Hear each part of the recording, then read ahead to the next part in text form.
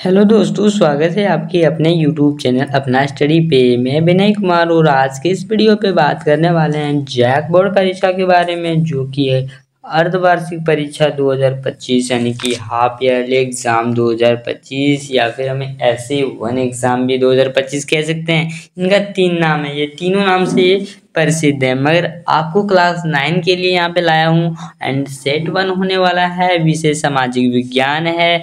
तो जल्दी से वीडियो को लाइक कर दीजिए और चैनल को सब्सक्राइब कर दीजिए। और अभी तक हमारे व्हाट्सएप चैनल पे नहीं जुड़े हैं तो डिस्क्रिप्शन में लिंक है, जाके व्हाट्सएप चैनल को ज्वाइन कर लीजिए।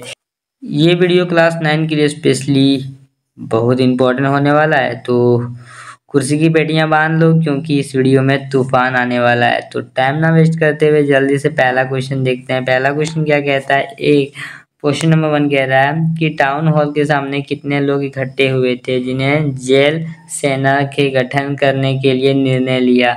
6000, 5000, 7000 या 4 लाख। तो इसका correct answer option number C यानी कि थर्ड, जो कि 7000 लोग इकट्ठे हुए थे। चलिए नेक्स्ट क्वेश्चन देखते हैं।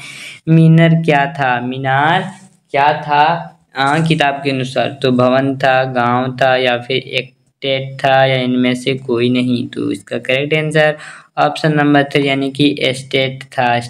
ठीक है, चलिए नेक्स्ट क्वेश्चन देखते हैं। थर्ड क्या कहता है, रूसी शासक जार निकोलस द्वितीय ने कब त्याग पत्र दिया? यानी कि रूसी शासक जार निकोलस द्वितीय ने कब त्याग पत्र दिया, हमने कि मतलब राज्य छोड़ दिया?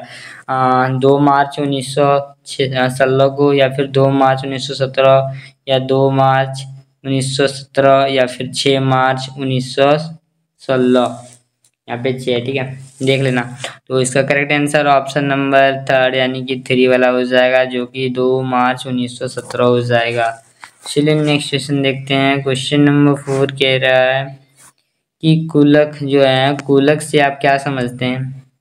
कुलक से आप क्या समझते हैं या क्या समझते हैं? एक ये सैनिक की अच्छी हालात होना, किसान की अच्छी हालात होना, राजा की अच्छी हालात होना, या फिर रानी की अच्छी हालात होना। बताओ कुलक का मतलब क्या होता है? जी हाँ, इसका correct answer option number second यानी किसान की अच्छी हालात होना हो जाएगा। चलिए नेक्स्ट क्वेश्चन देखते हैं। 5 क्या कह रहा है कि नाजी यानी कि उर्था जो होते हैं लिंग की स्थापना कब हुई? 1920 ईस्वी को, 1921 ईस्वी को, या फिर 1922 या 1923 ईस्वी को। तो इसका करेक्ट आंसर थर्ड हो जाएगा यानी कि 1922 ईस्वी को।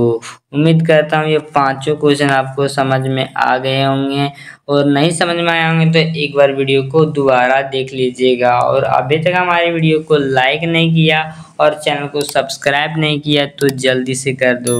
और हमारे व्हाट्सएप चैनल का लिंक डिस्क्रिप्शन में है, तो उसे भी ज्वाइन कर लेना, क्योंकि वहाँ पे आपको एग्ज़ाम से रिलेटेड या किसी और चीज़ से रिलेटेड अपडेट मिलते रहेंगे। ठीक है, तो क्वेश्चन नंबर 6 कह रहा है इन्वेंशन ने नागरिकों का क्या तात्पर्य था? इन्वेंशन से नागरिकों का क्या तात्पर्य था? गैस चैम्बरों में मृत्यु, या फिर गैस चैम्बरों में खेल, या फिर गैस चैम्बरों में छपना, या इनमें से कोई नहीं। तो इसका करेक्ट आंसर ऑप्शन नंबर 1 यानी कि गैस चैम्बरों में मृत्यु कराना ही इसका मतलब हुआ करता था, कि इसका इन्वेंशन से नागरिकों का यही तात्पर्य था। ठीक है, चलिए नेक्स्ट क्वेश्चन देखते हैं। 7 क्या कहता है कि जर्मन मुद्रा जो है को क्या कहा जाता है? लिर्बो, फ्रैंके, मार्की, और इनमें से कोई नहीं। तो इसका correct answer option number third हो जाएगा यानी कि मार्क को कहा जाता है। ठीक है, चलिए नेक्स्ट क्वेश्चन देखते हैं। 8 नंबर क्या कहता है कि भारतीय वन्य कानून कब पारित हुआ? ठीक है, भारतीय वन्य कानून कब पारित हुआ? 1860 ईस्वी को, 1865 ईस्वी को, 1855 ईस्वी को, या फिर 1835 ईस्वी को।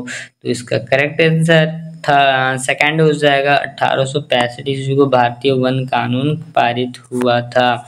चलिए नेक्स्ट क्वेश्चन देखते हैं। 9 क्या कह रहा है, स्लीपर कहाँ लगते हैं जिसे आप यात्री यानी कि यात्रियात कहते हैं? स्लीपर कहाँ पे लगते हैं? रेल के डिब्बों में, या रेल के इंजन में, या रेल की पटरी पर, या इनमें से कोई नहीं। तो इसका करेक्ट आंसर ऑप्शन नंबर 1 यानी कि रेल के डिब्बों में हो जाएगा।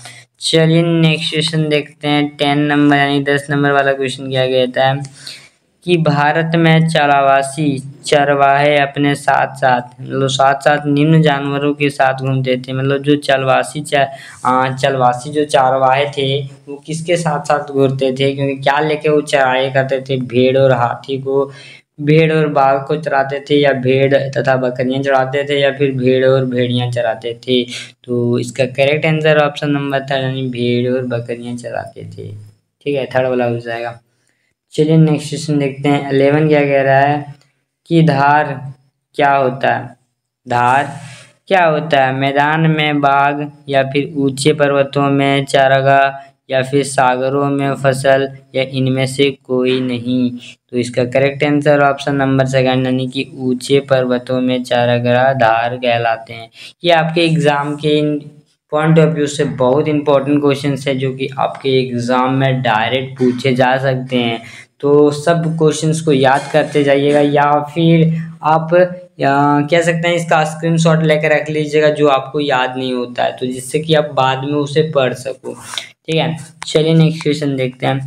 क्वेश्चन नंबर 12 कह रहा है किस देश में सबसे पहले कृषि क्रांति हुई थी। कृषि की क्रांति हो गई थी सबसे पहले। भारत में हुई थी, इटली में हुई थी, फ्रांस में हुई थी, या इंग्लैंड में हुई थी। तो इसका करेक्ट आंसर ऑप्शन नंबर 4 यानी कि इंग्लैंड हो जाएगा। ठीक है, तो समझ गए होंगे। चलिए नेक्स्ट क्वेश्चन देखते हैं। 13 कह रहा है कि 1930 ईस्वी के दशक में यूएसए मतलब यूनाइटेड स्टेट ऑफ अमेरिका ने क्या चलाना शुरू हो गया था। क्या हवाइयाँ, या फिर मिट्टी भरे आंधियाँ, या फिर तूफान, इनमें से कोई नहीं। तो इसका करेक्ट आंसर मिट्टी भरे तूफान आंधियाँ हो जाएगा, सेकेंड वाला। ठीक है, चलिए नेक्स्ट क्वेश्चन देखते हैं। 14 नंबर क्वेश्चन क्या कह रहा है, सर्वप्रथम एक द्वितीय क्रिकेट मैच खेला गया कब। 1961 ईस्वी को, 1971 को, या फिर 1981 को, या फिर 1991 को। तो इसका करेक्ट आंसर ऑप्शन नंबर 2 यानी कि 1971 हो जाएगा। चलिए नेक्स्ट क्वेश्चन देखते हैं। नेक्स्ट क्वेश्चन क्या कह रहा है। 15 नंबर, कुलित्सा जो होते हैं कहाँ से वस्त्र पहनते थे। कुलित्सा कहाँ से कपड़े पहनते थे वो पूछ रहा है। पैर के अंगूठे तक, पैर के अंगूठे तक, या फिर एड़ी तक, या घुटने तक, या इनमें से कोई नहीं। तो इसका करेक्ट आंसर ऑप्शन नंबर 3 यानी कि घुटने तक पहनते थे। ठीक है, चलिए नेक्स्ट क्वेश्चन देखते हैं। 16 नंबर क्या कह रहा है। मनोख जी ने कब्ज़े एंटी भारत के किस शहर के आंदोलन में लगन आधारी थे। किसमें, मुंबई में, सूरत में, मैसूर में, या फिर पुणे में। तो इसका करेक्ट आंसर ऑप्शन नंबर 2 यानी कि सूरत हो जाएगा। चलिए नेक्स्ट क्वेश्चन देखते हैं। 17 नंबर क्या कहता है कि भारतीय भूभाग का कुल क्षेत्रफल कितना है। 328 किलो यानी लाख वर्ग किलोमीटर, या फिर 30 लाख वर्ग किलोमीटर, या फिर 36 लाख वर्ग किलोमीटर, या फिर इनमें से कोई नहीं। तो इसका करेक्ट आंसर ऑप्शन नंबर 1 यानी कि 328 लाख वर्ग किलोमीटर हो जाएगा। चलिए नेक्स्ट क्वेश्चन देखते हैं। 18 नंबर क्या कहता है कि भारत देश किस गोलार्ध में स्थित है। भारत कौन से गोलार्ध में स्थित है ये पूछ रहा है। उत्तरी गोलार्ध, दक्षिणी गोलार्ध, ये दोनों, ये इनमें से कोई नहीं। तो इसका करेक्ट आंसर ऑप्शन नंबर 1 यानी कि उत्तरी गोलार्ध हो जाएगा। उम्मीद करता हूँ सारा क्वेश्चन आपको समझ में आ गया होगा। चलिए नेक्स्ट क्वेश्चन देखते हैं। 19 नंबर क्वेश्चन कह रहा है भारत का कौन सा स्थान 3 सागरों से मिले स्थानों पर स्थित होता है। कौन होता है 3 सागर से मिले हुए। पौंडीचेरी होता है, गोवा होता है, कन्याकुमारी होता है, या इनमें से कोई नहीं। तो इसका करेक्ट आंसर ये वाला हो जाएगा यानी कि कन्याकुमारी होता है। ठीक है, चलिए नेक्स्ट क्वेश्चन देखते हैं। 20 क्या कह रहा है कि निम्नलिखित में से कौन सा नदी प्रवासीय भारत की सबसे बड़ी नदी है। नर्मदा नदी सबसे बड़ी नदी है, या फिर गोदावरी, कृष्ण, या फिर महानदी। तो इसका करेक्ट आंसर ऑप्शन नंबर 2 यानी गोदावरी हो जाएगा।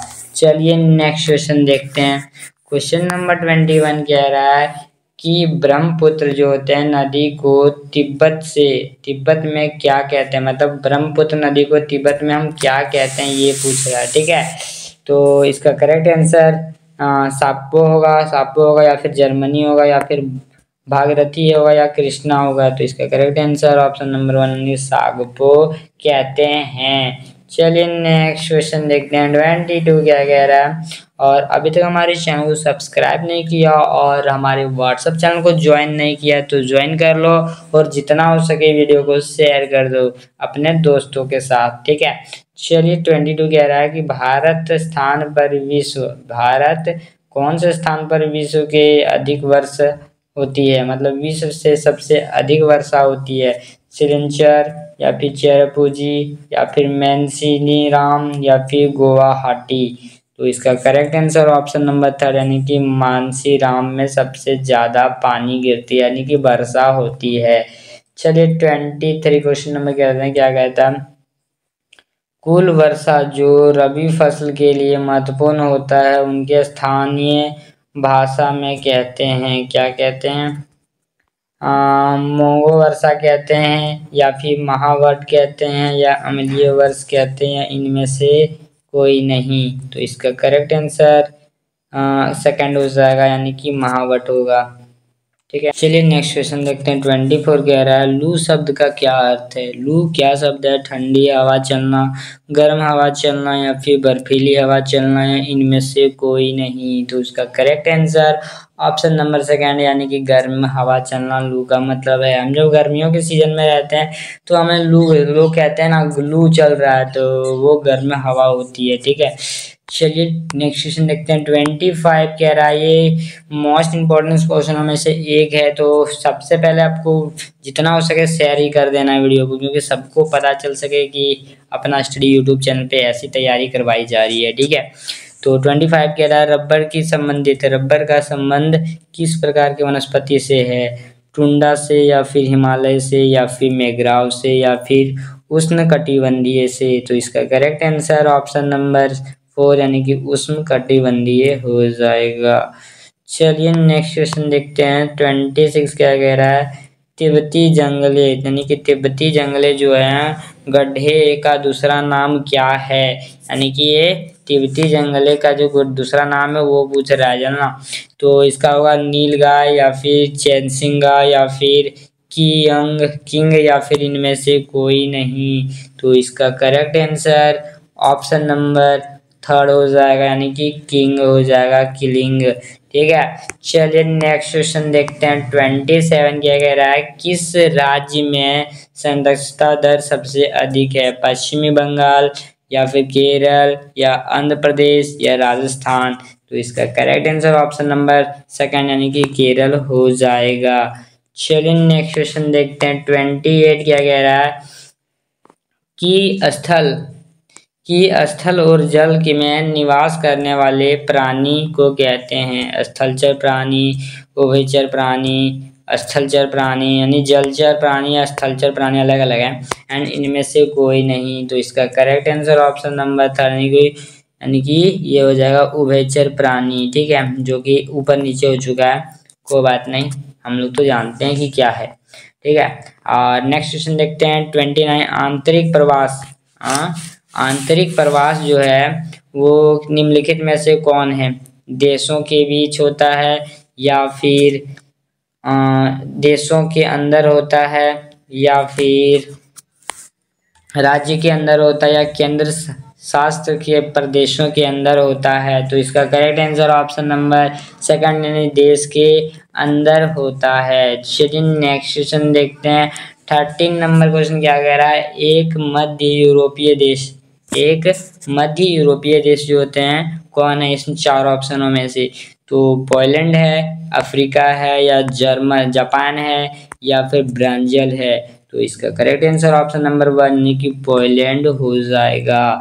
चलिए नेक्स्ट क्वेश्चन देखते हैं। क्वेश्चन नंबर 31 कह रहा है आजयवीय यानी कि क्या कह रहा है। आजयवीय घना का राष्ट्रपति कौन बना गया है, अभी बन गया है। ठीक है, लकेत वासेस या फिर अग्रते पिनांसे या फिर ऑर्केडा या इनमें से कोई नहीं। तो इसका correct answer option number third यानी कि एकोडा हो जाएगा। और अभी तक हमारे वीडियो को लाइक नहीं किया और चैनल को सब्सक्राइब नहीं किया तो कर दो, और साथ ही साथ व्हाट्सएप चैनल को जुड़ जाओ, क्योंकि वहाँ पे अपडेट मिलते रहेंगे। किसी वीडियो की नोटिफिकेशन मिलेंगे तो किसी नए अपडेट मिलेंगे, कोई भी क्लास हो उनकी अपडेट वहाँ पे मिल जाएंगे। और जितना हो सके वीडियो को शेयर कर दो। चलिए नेक्स्ट क्वेश्चन देखते हैं। 32 कह रहा है कि किस देश में अंग जो होता है शून्य सूची का संबंध था, किस अंग सूची के संबंध में था। ठीक है, म्यांमार से या फिर घना से या फिर पोलैंड से या फिर न्यूजीलैंड से। तो इसका correct answer option number first यानी कि म्यांमार हो जाएगा ये वाला। ठीक है, चलिए नेक्स्ट क्वेश्चन देखते हैं। 33 कह रहा है कि लोकतंत्र जनता का जनता के लिए जनता द्वारा शासन है। मतलब एक डेफिनेशन के तौर पे दिया गया, लाइन ऐसा दिया गया है कि लोकतंत्र जनता के लिए जनता के द्वारा शासन है। ये एक बात कैसा है। ठीक है, इसमें अब्राहम लोकिंग है या फिर जॉर्ज वेंसिटन है या फिर जॉर्ज एफ किनोडी है या इनमें से कोई नहीं। मतलब ये किसने कहा था ये बता रहा है। तो इसका correct answer option number 1 Abraham Lincoln ने कहा था ये। ठीक है, तो याद कर लेना। ठीक है, चलो नेक्स्ट क्वेश्चन देखते हैं। सारा क्वेश्चन आपको समझ में आ रहा होगा ऐसा मैं आशा करता हूँ। अगर समझ नहीं आ रहा हो तो वीडियो को दोबारा देखना एक बार, सारा समझ में आ जाएगा। 34 कह रहा है कि दक्षिण अफ्रीका में रंग भेद कब खत्म हुआ। यानी कि दक्षिण अफ्रीका में रंग जो काला गोरा जो होता है ना वहाँ पे चल रहा था वो कब खत्म हुआ ये पूछ रहा है। ठीक है, तो 5 अगस्त 1999 को या फिर 26 अप्रैल 1994 को या 6 दिसंबर 1992 को या इनमें से कोई नहीं। कब खत्म हुआ ये पूछ रहा है। तो इसका करेक्ट आंसर सेकंड वाला हो जाएगा यानी कि 26 अप्रैल 1994 को खत्म हो गया था वहाँ पे। चलिए नेक्स्ट क्वेश्चन देखते हैं। क्वेश्चन नंबर 35 कह रहा है कि किसी भी बंदी बनाए गए व्यक्ति को कितने समय के भीतर मजिस्ट्रेट में के सामने प्रस्तुत करना आवश्यक था। 12 घंटे, 48 घंटे, 36 घंटे या फिर 24 घंटे। तो इसका करेक्ट आंसर ऑप्शन नंबर 4 यानी कि 24 घंटे हो जाएगा सही। उम्मीद करता हूँ आपको समझ में आ गया होगा। चलिए नेक्स्ट क्वेश्चन देखते हैं। कागज का एक छोटा सा टुकड़ा जिस पर सभी उम्मीदवारों के नाम और चुनाव चिन्ह छपे हुए होते हैं, ताकि उस पर मोहर लगाकर वोट अपने पसंद जौहर को कर सके, जैसे कि व्याज पात्र या फिर हस्तपात्र या मतपात्र या लेख पात्र। तो इसका करेक्ट आंसर थर्ड हो जाएगा, मतपात्र हो जाएगा। चलिए नेक्स्ट क्वेश्चन देखते हैं। 37 क्या कह रहा है। कुछ राज्यों में निर्वाचन क्षेत्र की संख्या ज्यादा क्यों है। बताओ किस राज्यों में निर्वाचन क्षेत्र की संख्या ज्यादा क्यों है। क्योंकि क्षेत्रफल के बड़े होने के कारण से या फिर हल्का ज्यादा होने के कारण से या फिर नेता अधिक होने के कारण से या फिर मतदाता यानी कि आबादी अधिक होने के कारण से। तो इसका करेक्ट आंसर ऑप्शन नंबर 4 ये वाला हो जाएगा, माता अधिक होने के कारण से। मतदाता मतलब क्या होता है पता है, वोट देने वाला। ठीक है, जो वोट देता है। चलिए नेक्स्ट क्वेश्चन देखते हैं। 38 कह रहा है चुनाव चिन्ह कौन प्रदान कराता था। नीति आयोग, चुनाव आयोग या राष्ट्रपति या प्रधानमंत्री। तो इसका करेक्ट आंसर सेकंड हो जाएगा, चुनाव आयोग उनकी चिन्हित पद को करता था।